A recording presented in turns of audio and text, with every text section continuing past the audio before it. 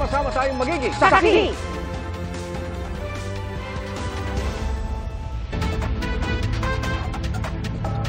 Igan absuelto sa kasong plunder, pero guilty sa kasong direct at indirect bribery si Senador Jinggoy Estrada, kaunay ng PDAF o pork barrel scam.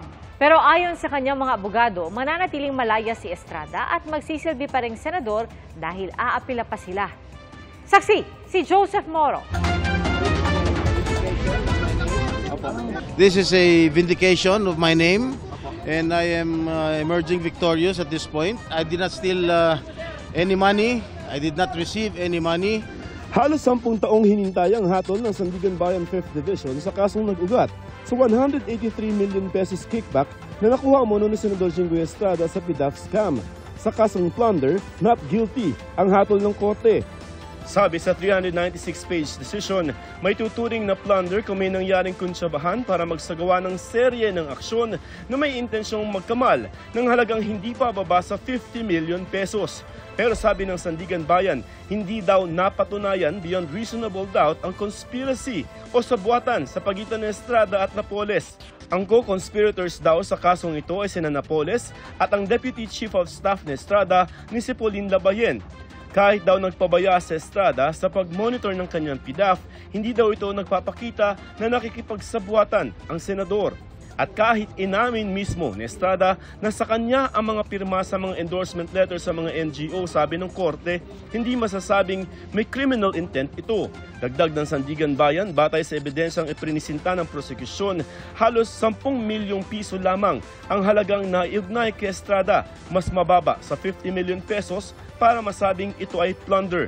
At kahit sa halagang yun, wala umanong pruwebang napunta ito kay Estrada. Dahil inamin ng kanang kamay ni Napoles sa si Ben-Hur Luis na hindi niya ito personal na iniabot kay Estrada. Kahit ang prosekusyon sinabi na walang direktang pruweba para patunayang tumanggap ng komisyon si Estrada, maliban lamang sa testimonya ni Ruby Tuason, isa sa mga co-accused. Pero guilty ang hatol kay Estrada sa isang count ng direct bribery kaugnay ng pagdeposito niya sa kanyang bank account ng 1 milyong piso galing sa isang bogus na NGO. Ang sentensya kay Estrada, pagkakakulong na 8 taon hanggang mahigit 9 na taon, pagtanggal ng karapatang bumoto habang buhay at pinagbumulta siya ng 3 milyong piso. Guilty rin si Estrada sa 2 count ng indirect bribery. Kaugnay naman ito sa pagnanggap niya ng kabuang 5.7 million pesos bilang regalo galing kay Napoles sa pamamagitan ni Tuaso noong taong 2008. Sabi ng korte, ang pagtanggap ng pera ay may tuturing ng krimen kahit pa isinoli ni Estrada ang pera kalaunan. Ang sentensya dito, pagkakakulong ng mula 2 taon at 4 na buwan hanggang mahigit 3 at kalahating taon. Suspendido rin siya sa public office at may perpetual disqualification sa pagboto. Ikinagulat ni Estrada ang sentensyang bribery. I am so surprised since based on the information sheet, there was no bribery or indirect or direct bribery filed. I will ask my lawyers to exhaust all legal remedies, all legal options available for me. None of the witnesses stated that they have seen or that they gave him money or cash or any consideration. We don't understand kung anong basis ng bribery nila. Ayon sa mga abogado ni Senador Estrada, mananatili itong nakalalaya at magsisilbi pa rin bilang senador dahil hindi pa naman daw pinal ang desisyon ng Sandigan Bayan at iaapela na ito hanggang Korte Suprema. Ganito rin ang sinasabi ni Senate President Juan Miguel Zubiri. Si Napoles naman acquitted din sa plunder pero guilty sa corruption of public official at sinintensyahan siya na mahigit 10 taong pagkakabilanggo. Pinababalik kay Napoles ang mahigit 262 million pesos na may interes at pinagbumulta ng halos 30 million pesos. At large pa rin sa ngayon si Labayen. Sinusubukan pa namin kunan ng pahayagang ombudsman. Si dating Senadora Leila de Lima na Justice Secretary nung inihain ng kaso laban kay Estrada, nais malaman kung ano mga element ng plunder ang kulang kaya hindi na-convict si Estrada. Naniniwala pa rin daw siyang matibay ang kasong inihain noon. Gayunman tanggap ni de Lima ang desisyon ng Sandigan Bayan. Kung aapela raw si Estrada, may tsansang baguhin ng Supreme Court ang desisyon para ma-acquit din siya sa bribery o di kaya ma-convict sa plunder. Para sa GMA Integrated News, Joseph Morong ang inyong saksi. Naparesponde ang mga pulis sa masangsang na amoy mula sa isang kotseng iniwang nakaparada sa Las Piñas. Ang inakalang bangkay, lechon pala. Saksi, si Von Aquino. Nabahalang ilang residente sa kotseng ito na ipinark sa Barangay Talondos, Las Piñas City kahapon. Nakatanggap daw ng report ang mga pulis na may masangsang na amoy na nanggagaling mula sa sasakyan. Kasi po, ang amoy ng karne ng baboy at karne ng baka ay katulad din ng sa taong patay. Kinailangan pa raw ng mga otoridad na ipabukas sa locksmith ang kotse dahil wala ang driver nito. At nang buksan ng trunk, ito ang tumambad. Nilalangaw na ulo ng lechon at iba pang pagkain. Ang driver ng kotse inaresto pala noong madaling araw makaraang manutok umano ng baril sa mga security guard ng subdivision. Hindi niya, parang na-offend siya doon sa ayaw siya kagad papasukin. Dito na raw tumawag sa mga pulis sa mga security guard na nagsampa ng reklamong grave threat sa suspect. Ayon sa Las Piñas City Police, na-inquest na ang driver kaninang umaga pero nagkaaregluhan din kaya nakalaya ito. Bukod sa ulo ng lechon, nakuha rin sa loob ng sasakyan ng isang baril, mga bala, isang bote ng beer, mga ID at iba pang personal na gamit. Bagamat may naipakita naman daw na license to own and possess firearm ang driver, i-verify pa raw ito ng mga pulis. Magkakaroon kami ng case build-up with the prosecutor's office. No? At magre-regular filing kami ng violation ng Republic Act 10591. Tumangging magbigay ng pahayag ang driver. Para sa GMA Integrated News, Bon Aquino ang inyong saksi. Umakyat na sa 10 ang patay sa pagguho ng lupa sa Moncayo, Davao de Oro. Sa Davao Oriental naman, ilang tulay ang gumuho dahil sa pagragasa ng tubig. Saksi si Kent Abrigana ng GMA Regional TV 1 Mindanao. Sa lakas ng ragasan ng ilog sa bayan ng Governor Generoso, Davao Oriental kahapon. Gumuho ang isang tulay sa barangay Anitap at agad ding nilamon ng ilog. Maswerteng walang dumaan nang mangyari ang insidente. Nasira rin ang isa pang tulay sa parehong barangay na patungo sa katabing barangay sa Upper Tibanban. Ayon sa mga otoridad, dahil din sa ragasan ng tubig, kaya gumuho ang lupang nasa bungad ng tulay. Hirap silang magpaabot ng tulong sa mga apektado dahil ang tulay lang ang tanging daan patungo sa lugar. Naipabot na sa provincial government ang insidente. Ayon sa PCG Station Davao Oriental, nasa 150 residente ang inilikas nila mula sa 4 na barangay sa naturang bayan. Sa Davao de Oro, umakyat na sa 10 ang bilang ng mga nasawi sa pagguho kahapon ng lupa sa bayan ng Moncayo.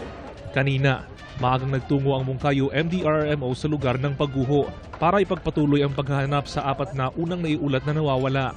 Bumungad sa kanila ang gumuhong lupa sa Mount Diwata. Hindi na rin pinayagang lumapit ang ilang kaanak sa lugar na kinaroroonan ng mga otoridad. Makalipas ang 3 oras na paghahanap, nakuha ang katawan ng 35 anyos na biktimang si Richel Reboldad. Ayon sa kanyang pamilya, si Richel ang sumagip sa 1 taong gulang na bata na nakaligtas sa landslide. Mapay pag-abot nila kay magkuan sila Bible study niya, tapos wala pa sila mapay pag-abot yun nila nilang slide na niya akong ate napa sa baan sa balay ba mo tong naitsa niya tong bata nga naka-survive. Ilang beses ding huminto sa paghanap ang mga responder dahil sa pag-ulan. Pero pasado alas 12 ng tanghali, na-recover nila ang katawan ng 44 anyos na si Agnes Bituon. Matapos ang 1 oras, sunod nilang nakuha ang katawan ng 35 anyos na si Elvera Saldua. Magpapatuloy naman ang paghanap sa isa pang natitirang nawawala na si Romel Gumatin, 36 anyos. Nangako ng tulong pinansyal ang Moncayo LGU sa mga biktima. Ayon sa pamahalaan ng Davao de Oro, may mga naitala pang pagguho at pagbaha sa lalawigan dahil sa masamang panahon. Base sa talaan kagabi, more than 73 po na flooding at landslide incidents po. Batay sa ating latest SITREP, nasa 3,400 po ng mga pamilya ang nasa evacuation centers. Sa Davao City, 2 magkahiwalay na pagguho ang naitala kanina. Natabunan ng guho ang isang lalaking kinilalang si Ernesto Pasinio matapos gumuho ang lupa sa Purok 5 sa barangay Tigato. Nakaligtas pero sugatan naman ang pinsan niyang si Jurami. Tuyok ang iyang bangko, nitindog pa to siya. Pag tindog niya, nalagpot man ko. Paglagpot ako, napilit ko dito sa bungbong. Itong pare na ko, nalagpot pa, wala ko kabantay kay nawaan ko ng panimuot. Siya nakita na kuhaan siya na hugmakan to siya sa kuhaan, atop ba.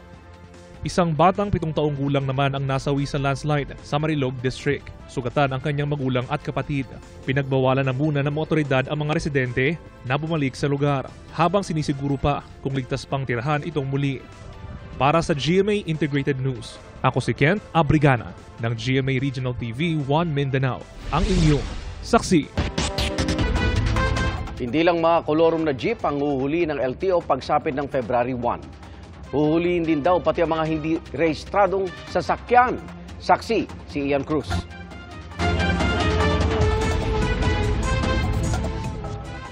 Tiniyak ng LTFRB na di kakapusin ng mga masasakyan ang mga commuter simula February 1. Petsa kung kailan ituturing ng kolorum ang lahat ng mga jeepney di nag-consolidate ng kanilang prangkisa. Yan ay kahit pa mahigit 1,700 ruta sa buong bansa ang wala pang nagko-consolidate na jeepney base sa dokumento mula sa LTFRB na sinuri ng GMA Integrated News Research.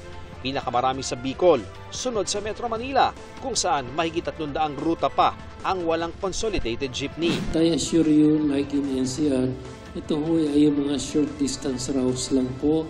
Git ng LTFRB, kayang puna ng mahabang ruta ang mga maiksing ruta na hindi nag-consolidate ng prangkisa.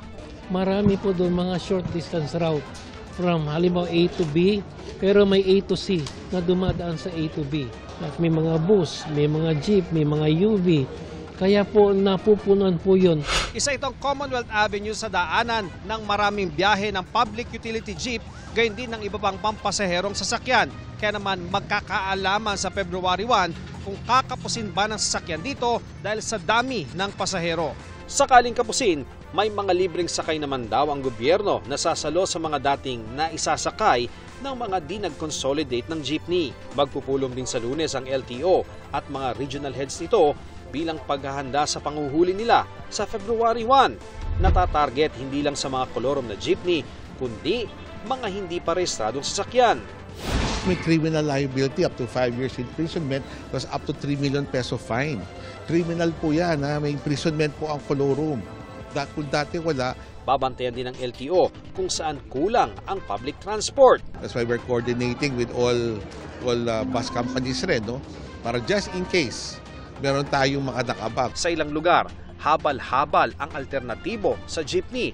Pero sabi ng LTO, kahit sila, pwedeng hulihin ng ahensya. Para sa GMA Integrated News, Ian Cruz ang inyong saksi. Pansamantalang ipinatigil ng Department of Agriculture ang pag-aangkat ng sibuyas hanggang Mayo o Hulyo. Ang paliwanag ng kagawaran sa pagsaksi ni Bernadette Reyes. Halos wala na raw maaning sibuyas sa mga magsasaka sa Bungabon, Nueva Ecija matapos tamaan ng mga pananim ng armyworm o harabas. Halos 7 hektarya ang totally damaged. Mahigit 30 hektarya naman ang partially damaged.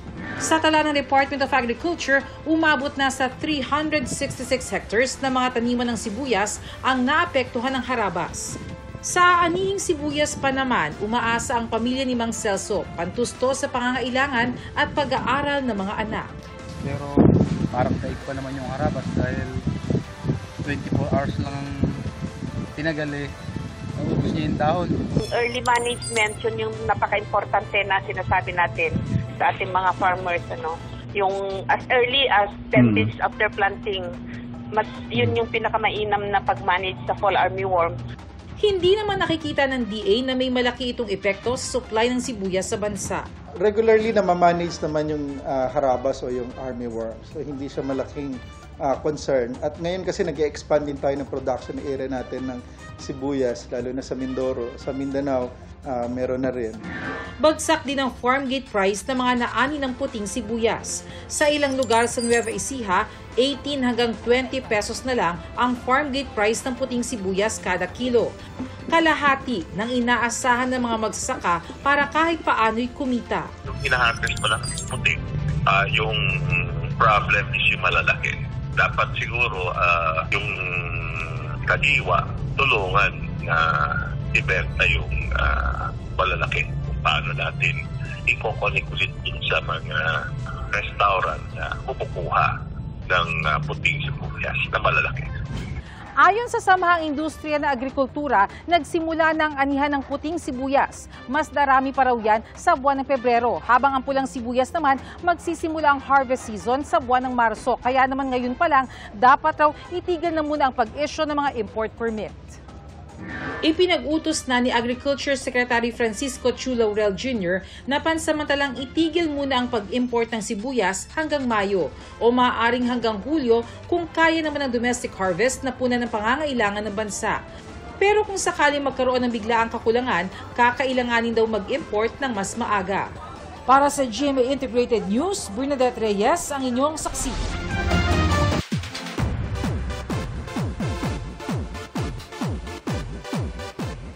Channeling his Chinoy self ang pulang araw star na si David Licauco. Sa gitna yan ng kanyang pagdalo sa isang advanced Chinese New Year celebration.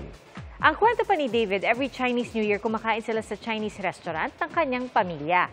At this year of the Wood Dragon, goal niya maging hands-on sa kanyang negosyo at ipakita ang kanyang A-game sa kanyang mga proyekto.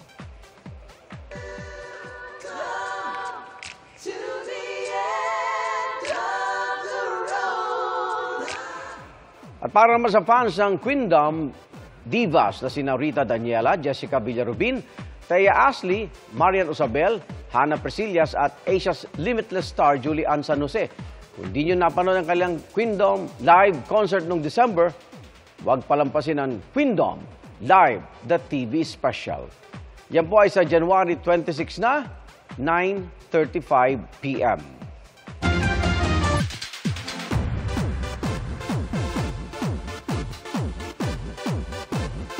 Hindi pinalagpas ng Pinoy fans ang unang gabi ng concert sa Pilipinas ng Coldplay. Maging ilang personalidad, kabilang na si Pangulong Marcos, nanood ng performance ng British rock band. Saksi, si Kata Tibayan. One-of-a-kind experience ang manilaleg na Music of the Spheres World Tour concert ng British rock band na Coldplay ngayong gabi. Jam-pack ang Philippine Arena. Paglabas ng bokalistang si Chris Martin kasama sina Guy, Phil, Will, and Johnny. Maging ang celebrities hindi ito pinalampas, tulad ni Sparkle star Vanessa Peña at beauty queen actress Ariela Arida. Excited ako na ngayon ko mapipil ulit yung concert nila. Kinalakihan ko tong kanta and most of their song kinakanta sa Miss You. Namataan din sa concert si Pangulong Bongbong Marcos at First Lady Liza Marcos. Parte ng ticket sales ay nakalaan para sa ocean cleanup projects. Para sa GMA Integrated News, ako si Kata Tibayan ang inyong saksi. Salamat Igan sa inyong pagsaksi. Ako naman Arnold Glavio. Ako po si Pia Arcangel para sa mas malaking misyon at sa mas malawak na paglilingkod sa bayan. Mula sa GMA Integrated News, ang News Authority ng Filipino. Hanggang sa Lunes, sama-sama tayong magiging saksi! Mga kapuso, sama-sama tayong maging saksi. Mag-subscribe sa GMA Integrated News sa YouTube at para sa mga kapuso abroad, samahan niyo kami sa GMA Pinoy TV at sa www.gmanews.tv.